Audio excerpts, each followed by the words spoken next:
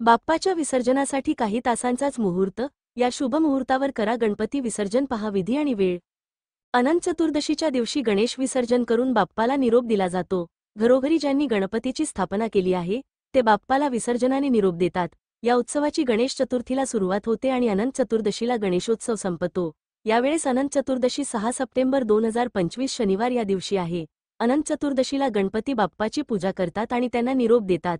अनंत चतुर्दशीच्या दिवशी गणेश विसर्जन करण्याचा शुभ मुहूर्त आणि विधी काय आहे ते पाहूया. अनंत चतुर्दशी 2025 गणेश विसर्जनाचा शुभ मुहूर्त. सकाळचा शुभ मुहूर्त सकाळी 7:26 ते सकाळचे 9:10 पर्यंत. दुपारचा लाभ मुहूर्त दुपारी रात्रीचा 1:54 ते रात्रीचे 3:28 पर्यंत. दुपारचा अमृत मुहूर्त दुपारी रात्रीचे 3:28 ते पहाटेचे 5:03 पर्यंत. संध्याकाळचा लाभ मुहूर्त संध्याकाळी सकाळचे 6:37 ते सकाळचे 8:03 पर्यंत. रात्रीचा शुभ मुहूर्त रात्री सकाळचे 9:29 ते सकाळचे 10:55 पर्यंत. अमृतकाळ दुपारचे 12:50 ते रात्रीचे 2:23 पर्यंत. गोधुली मुहूर्त संध्याकाळी सकाळचे 6:37 ते सकाळचे 7 पर्यंत.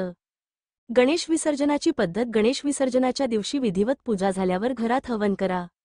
नंतर एक लाकडी चौरंग घ्या, त्यावर स्वस्तिक काढा आणि अक्षता ठेवा. मग त्यावर लाल रंगाचं कापड अंथरा. कापडाच्या चारही बाजूंना सुपारी ठेवा.